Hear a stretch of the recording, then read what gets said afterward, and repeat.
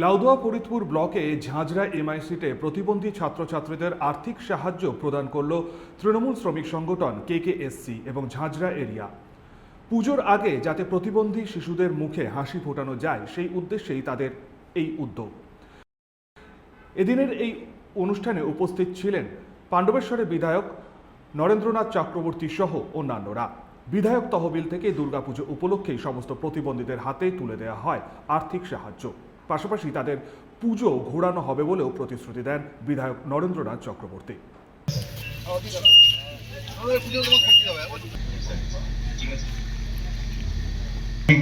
সহায়তায় যারা শারীরিক কারণে নানান ধরনের কর্মে অপরাধ অর্থ তুলে দেব।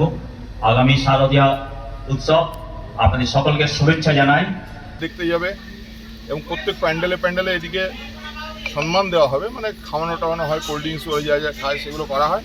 তারপর ওরা এসে আমাদের এমএলএ অফিসের নিচে দিদি কি বলছেন যে খুব এনজয় করে ওরা, এবং ওদিকে কোনোবার ওদের ফরমাইশ যেরকম থাকে, আগের বার যেন সবাই বলছি বিরিয়ানি খাবো, সেই বিরিয়ানি হবে। আমি ডেটটা করে নিচ্ছি কবে ওরা। Bureau report, 99 news Bangla.